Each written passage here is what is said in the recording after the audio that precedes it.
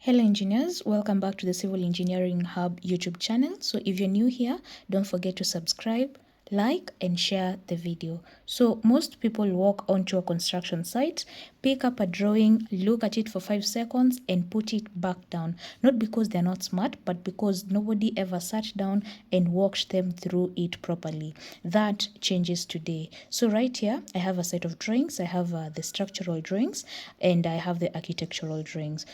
So over the next few videos, I'm going to walk you through every single drawing in this set until you can pick up any construction drawing and read it with confidence. So this is going to be a series. We have 2 sets of drawing here, the architectural drawings, which deal with the spaces, the rooms, and the finishes and how the building looks, and the structural drawings, which deals with steel, concrete, foundations, and what keeps the building standing. So in this first video, we are going to cover architectural floor plans, specifically the site layout, the ground floor, the upper floor, and the terrace floor. So if you're a student, a site intern, a fresh graduate, or just someone who has always wanted to understand what is on these blueprints, this series is for you.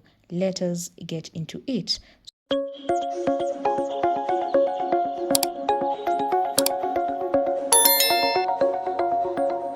Before we look at any lines or rooms, look at this particular corner of the drawing. This is called a title block. So it is the first thing you read on any drawing.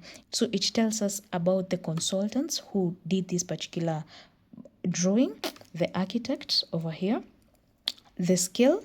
It also tells us who the client is, the job title, and the drawing name. So in our case, we cannot reveal the client or the particular job title, but it was a proposed dwelling house at a particular location. The drawing name over here, this is where you get to state what is in this particular plan. We have the floor plan, the site layout plan, sections and elevations. We also have the drawing status. This is working drawings, meaning these drawings are the drawings that were actually used in the construction of the building. Checked by, drawn by, this is the architect, and now we have the skills over here. So the other thing you're going to notice is the stamp. So this shows that this drawing was reviewed and approved before a single stone was laid. So in Kenya, you cannot legally build without this stamp. So if you build without it, the county can demolish your work. That is how serious this particular stamp is. So now the architectural drawing tells you what the spaces look like, the rooms, the doors, the windows, the finishes. It does not tell you how deep the foundation goes or how much steel is in the column. That is the structural engineer's job, and we will get to that in the next video. So in this particular video right here, we have the site layout plan. So this is a site layout plan. We have already seen the scale over here, 1:100, meaning every 1 centimeter on this drawing represents 1 meter in real life. So this is the bird's eye view of the entire plot, not just the house. Think of it like a map of the whole compound. So this particular plot over here has a width of 12.2 meters, that is 12,200 millimeters, and a length of 24 meters, that is 24,000 millimeters. So the other thing you see is this particular hatched area over here. So this hatched area symbolizes the building. So this is the space the building gets to occupy, and it covers 144.61 square meters of the plot. That is the footprint. The rest of the land is the yard. Okay. So the first thing we're going to start with is this front bottom area over here. This is where the road is. Okay, this is a 9-meter road. The gate opens onto these roads. As you can see, we have the gates here. So between the gate and the house, you have 6.5 meters of front yard. That space contains three important things. Number one, we have the parking area. So this car park area, of course, you can see it is a parking area for two cars as shown right over here. Secondly, it is this circle over here.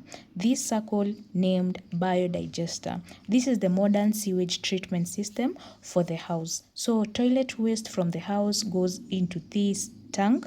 Bacteria inside the tank break down the waste naturally. So what comes out is clean liquid, no smell, no contamination. This is what most of the modern buildings are using instead of the old septic tank.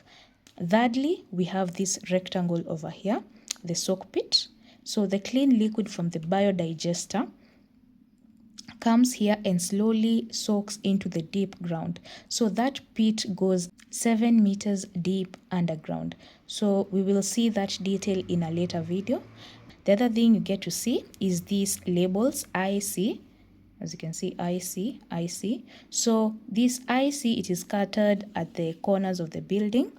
IC stands for inspection chambers. These are access points for the underground drainage pipes. If there is a blockage in your drainage, the plumber opens these chambers to reach the pipes without digging up your entire compound. So the other thing you get to notice on the site layout is that the building does not sit right at the boundary wall. There are gaps on all sides. These are called setbacks. So the county planning rules require them. They ensure lighting, ventilation, access, and safety between buildings. Okay, so that is it for this particular site layout. Next, we move to the ground floor plan.